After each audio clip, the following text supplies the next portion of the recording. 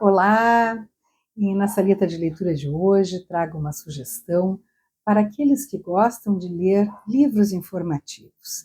E trago hoje 2 livros, porque eles tratam do mesmo assunto. Trago o livro O que é a ditadura, da coleção O que é, da autoria de Luiz Pimentel, editora La Fonte, e o livro O que são ditaduras, da autoria de Arnaldo Spindel, coleção Primeiros Passos, Abril Cultural. Eu trouxe os dois porque, de certa forma, eles se complementam. Os dois são unânimes em dizer que a ditadura é uma forma de governo contrária à democracia, muito presente no século XX ao redor do mundo. E tornam claro que hoje costuma-se classificar como ditadura qualquer regime político que não respeite os chamados direitos dos homens, direitos que, segundo os livros, são eminentemente burgueses, porque foram conquistados por essa classe durante a Revolução Francesa. Também ambos colocam a origem da ditadura no Império Romano. E num deles, mais claramente, se diz que no Império Romano essa ditadura era uma figura de direito, era um mecanismo legal que permitia ao governo nomear um mandatário supremo para resolver uma situação de crise, que poderia ser uma guerra ou poderia ser uma sublevação interna. No entanto, o seu poder tinha prazo e era estritamente executivo. A partir dessas informações, então, os 2 livros fazem uma história da origem da ditadura e vão nos colocando os fatos até os dias de hoje.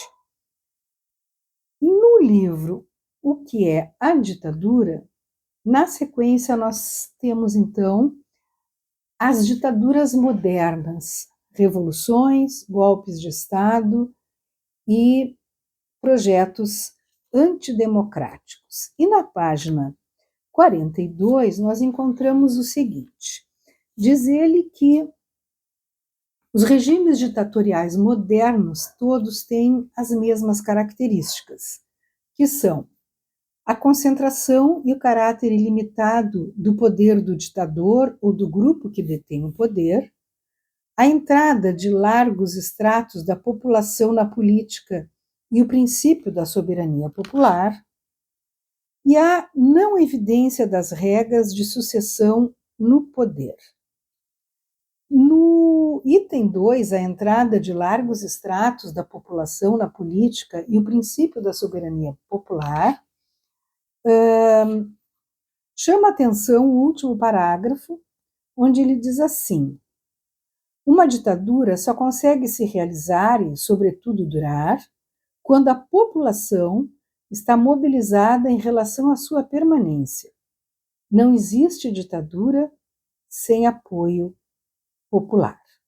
Não é à toa que regimes ditatoriais irão investir muito de sua energia na manutenção das agendas de propaganda, no intuito de produzir todo um imaginário social a partir da divulgação dos feitos e da boa imagem do governo. Terminado essa parte do livro em que ele apresenta as ditaduras, as características dos regimes ditatoriais modernos, ele passa às ditaduras brasileiras, que é, digamos assim, a metade do livro, é sobre isso, e nesse capítulo, que é o 4º, ele se divide entre o Estado Novo e o regime militar. Já este outro livro vai nos explicar o que é a ditadura, vai nos dar a origem das ditaduras, que nem o outro livro, Mas ele não vai se centrar nas ditaduras brasileiras e vai fazer algumas outras reflexões. Por exemplo, diz aqui: a ditadura autoritária constrói o seu poder pelo controle dos meios de coação tradicionais: a polícia, o exército, o judiciário e a burocracia. Também utilizam com frequência o controle dos meios de comunicação de massa com o intuito de reforçar a sua dominação política.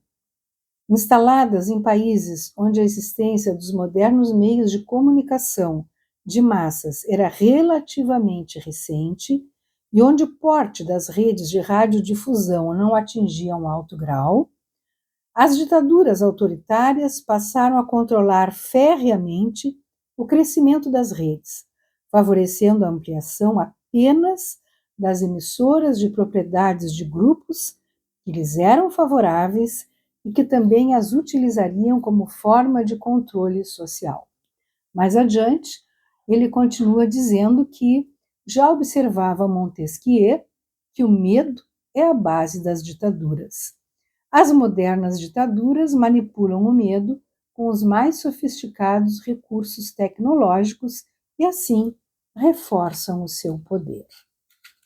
Mais adiante, ele vai falar sobre os regimes totalitários e diz o seguinte no primeiro parágrafo: os regimes totalitários distinguem-se inicialmente pelo seu absoluto repúdio à democracia formal e a consequente proposição ideológica de um novo modelo político.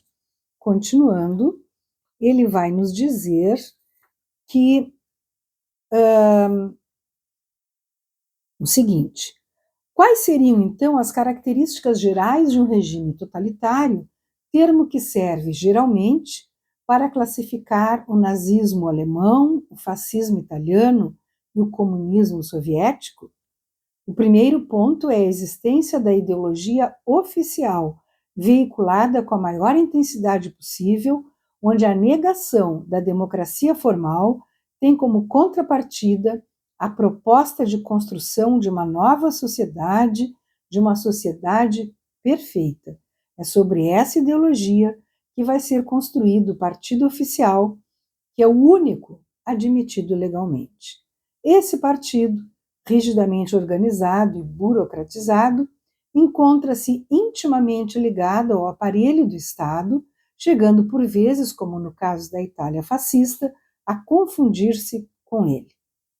O ditador é o líder máximo desse partido e exerce controle tanto da sociedade quanto do próprio partido por meio de um formidável aparelho de repressão que lhe é diretamente subordinada. Depois, mais adiante, ele diz que a propaganda oficial é outro dos baluartes dos regimes totalitários, o monopólio quase integral das informações na mão dos dirigentes do partido encarrega-se de divulgar a ideologia do regime por todos os meios de comunicação de massa. Os intelectuais do partido tratam de produzir obras, entre aspas, científicas, que justificam a ideologia divulgada, não se preocupando quase nunca em obedecer aos mínimos preceitos científicos ou falseando até mesmo a história do país e da humanidade. Depois ele vai, então, na sequência, falar sobre a Alemanha nazista como um caso de ditadura totalitária, e no final ele vai trazer um capítulo sobre a ditadura do proletariado, e vai então entrar na questão do marxismo. Mas o que ele vai dizer o seguinte, lá pelas tantas,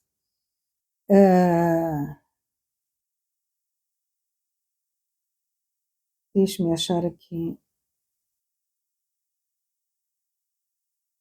Aquilo que o governo de Stalin denominou de ditadura do proletariado na Rússia, na URSS, tornou-se, na realidade, algo radicalmente diferente do conceito marxista. Na verdade, na União Soviética, a ditadura do proletariado transformou-se em ditadura sobre o proletariado.